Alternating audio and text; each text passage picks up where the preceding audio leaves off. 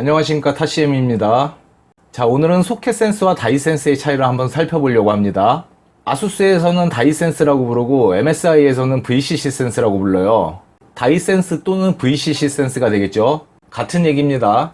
제가 앞전 유니보드 리뷰 영상에서 이 부분에 대해서 다시 한번 다루겠다고 말씀드렸었는데 왜 유니보드로 안 하고 에이펙스 보드로 하느냐, 같은 내용이니까 상관없습니다.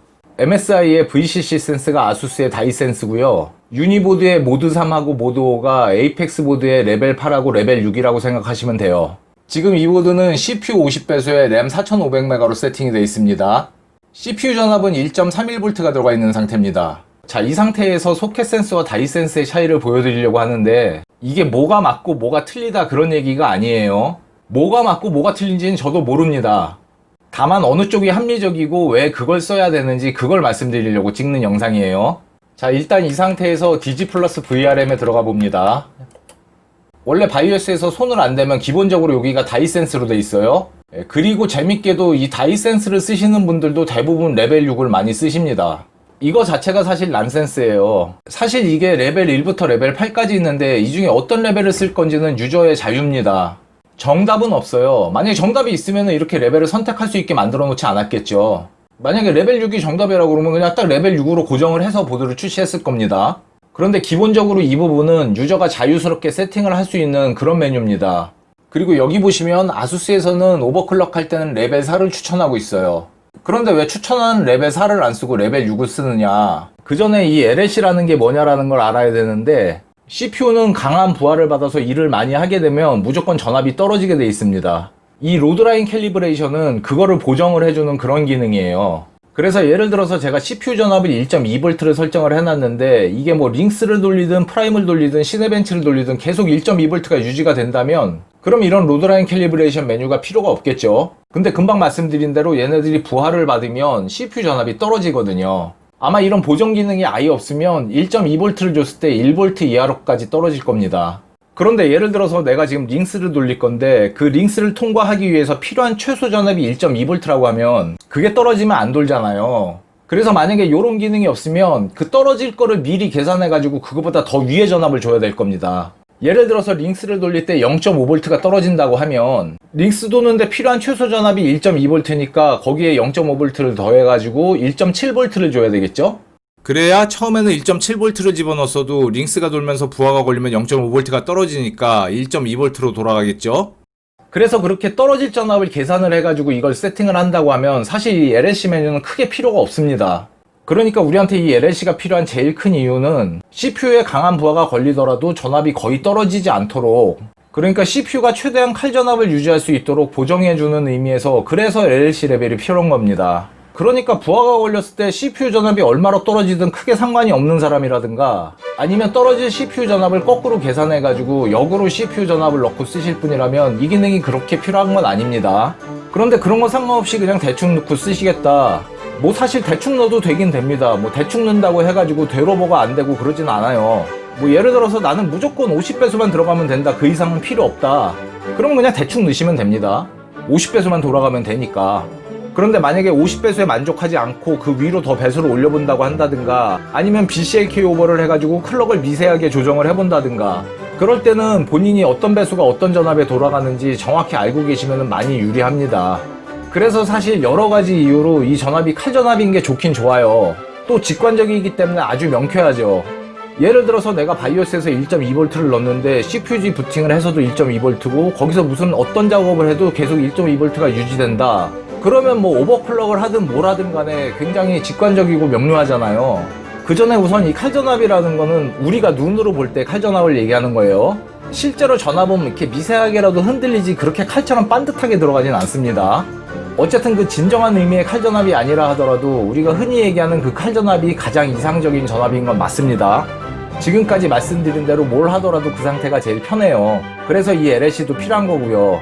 그러니까 이게 지금 전압 보정 기능이라고 말씀드렸는데 사진을 보정해주는 뽀샵을 예로 들면 이게 사진을 찍었는데 내 얼굴이 실물보다 안 좋게 나오는 거예요. 전압이 떨어진다는 건 그런 의미입니다.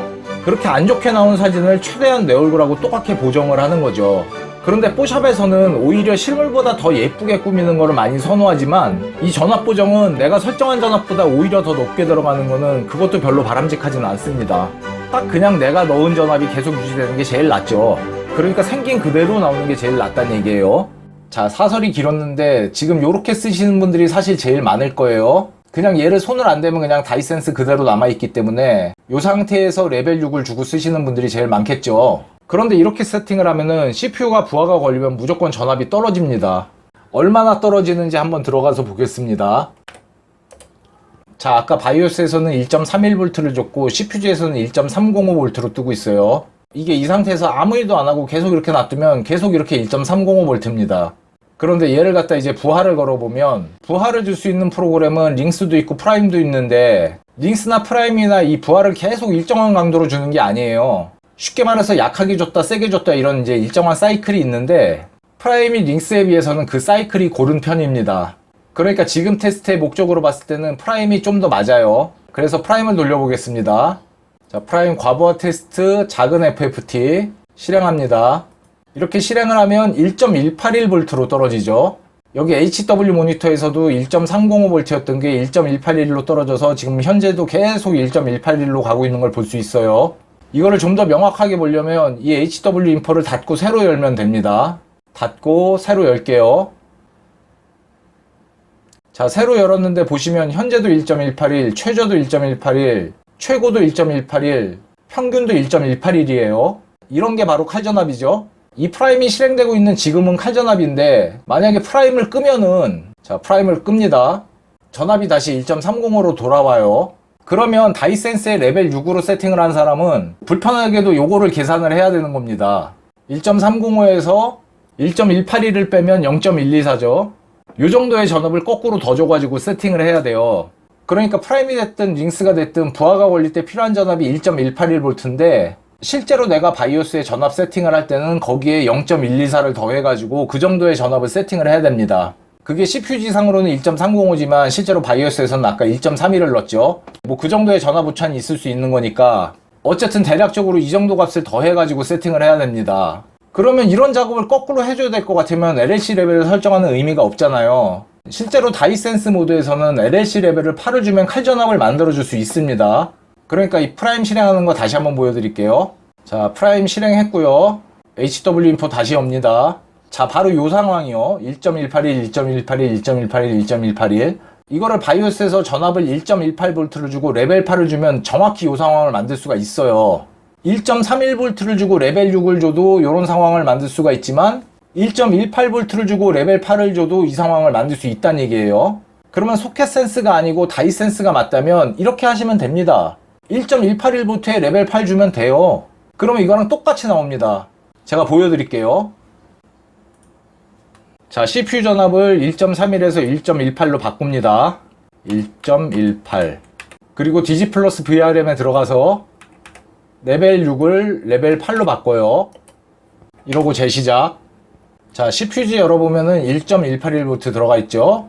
HW 인포도 엽니다. HW 인포에도 1.181, 1.181, 1.181, 1.181이에요. 자, 그럼 프라임 실행해 볼게요. 작은 FFT 시작.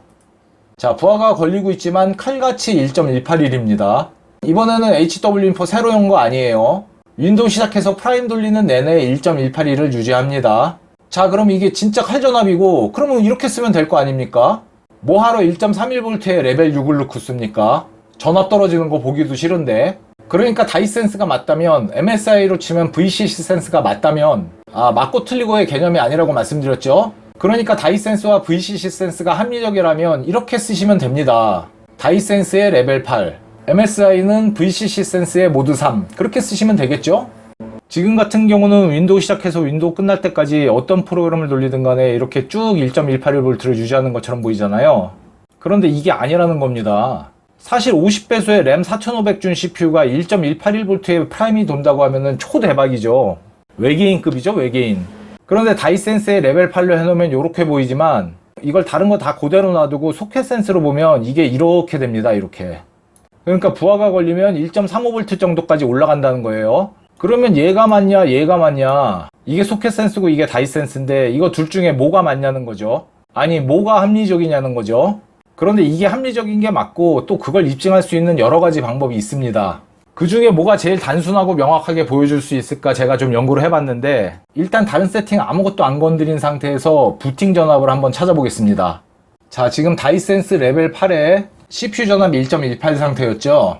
여기서 부팅 전압을 찾기 위해서 1.1V를 넣어볼게요.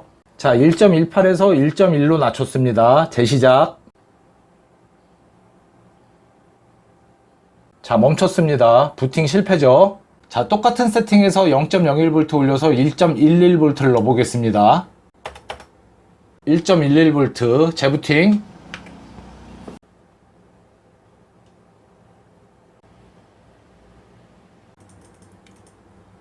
예, 1.11V도 이래요. 부팅이 순간적으로 됐다가 바로 부스가 뜹니다. 자, 그러면은 이제 1.12V를 넣어보겠습니다. 재부팅. 자, 이게 1.1 실패하고 1.11 실패하고 1.12로 간신히 부팅된 거예요. CPUG 한번 열어볼게요. 바이오스에서는 1.12V 줬지만 CPUG에서는 1.119로 뜨고 있습니다. 0.001V 차이니까 거의 맞게 들어간 겁니다. 자, 그러면 이렇게 간신히 부팅된 1.12V에서 만약에 시네벤치를 돌리면 돌아갈까요? 이거 사실 오버클럭 조금이라도 해보신 분들은 뭐 바로 아시겠지만 당연히 안 돌아갑니다. 안 돌아가야 맞는 거예요. 그죠? 근데 이거 분명히 돌아갑니다. 왜 돌아가느냐? 이렇게 되고 있기 때문에 돌아갈 겁니다. 어쨌든 레벨 8에서는 전압이 이런 곡선을 그리게 돼 있습니다. 소켓 센스가 맞다면 말이죠. 다이센스가 맞다면 여전히 1.12V 쭉 유지할 겁니다. 그러니까 부팅 전압 그대로 가는 거죠. 그래서 다이센스가 맞다면 부팅 전압 1.12V에서 시네벤치가 돌겠습니까? 안 돌겠죠? 그럼 얘가 맞는지 시네벤치를 한번 돌려보겠습니다. 자, HW 인포 열고 시네벤치 실행합니다.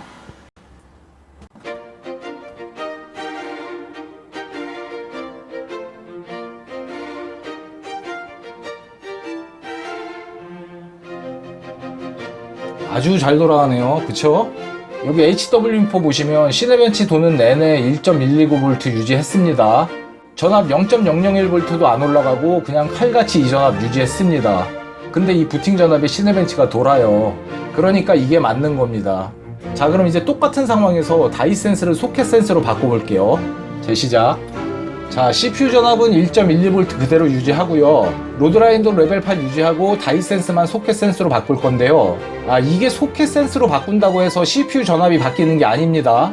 CPU 전압에 영향을 주는 거는 당연히 CPU 전압 설정하는 그 항목하고 LLC 레벨밖에 없어요. 얘는 그냥 모니터 방식을 바꿔주는 것 뿐입니다. 전압하고는 아무 상관이 없어요. 아까 1.12V 넣은 거 그대로 1.12V 들어갑니다. 자, 그러면 얘를 소켓 센스로 바꾸고 재시작. 자, 변경한 항목 다이센스에서 소켓 센스로 바꾼 거밖에 없죠. 자, CPUG 열고요. 자, CPUG를 열어보면 1.146에서 1.137을 왔다 갔다 합니다. 아까보다는 전압이 살짝 올랐어요. 근데 이거는 측정 방식에 따른 차이지 실제 들어가고 있는 전압은 똑같습니다. 그걸 어떻게 하느냐? 이걸 이 상태에서 그대로 바이오스 다시 들어가가지고 1.11을 1.11로 바꾸고 부팅하면 부팅 안 됩니다. 그냥 모니터 방식에 따른 차이일 뿐 똑같은 전압이 들어가고 있다는 얘기예요. 자, 그럼 이 상태에서 시네벤치를 다시 한번 돌려볼게요. 시네벤치 실행.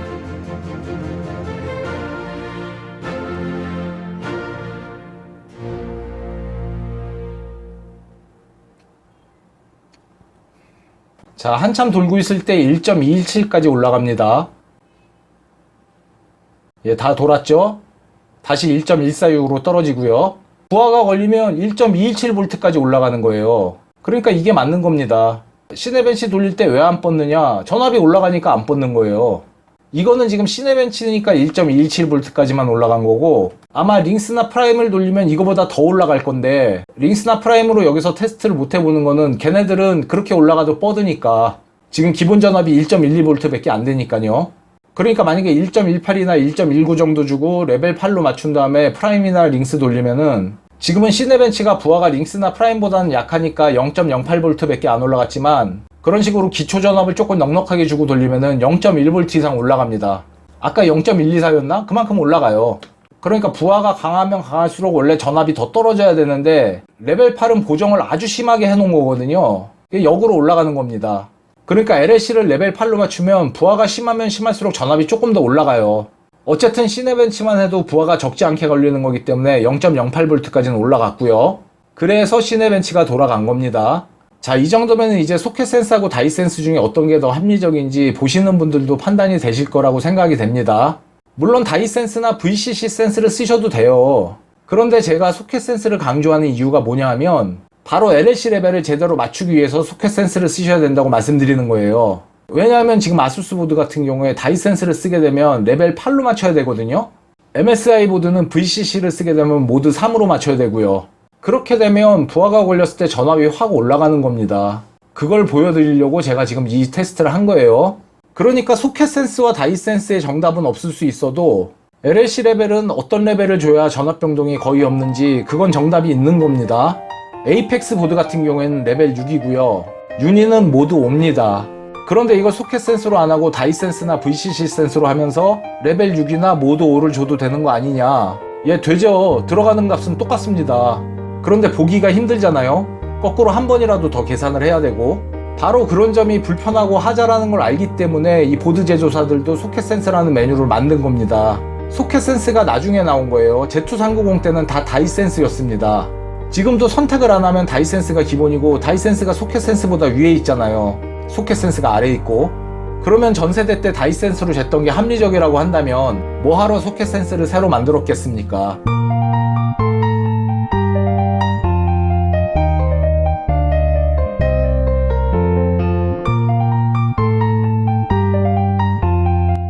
자, 오늘 말씀드리고 싶은 건 여기까지입니다. 긴 시간 시청해주셔서 감사드립니다. 안녕히 계십시오.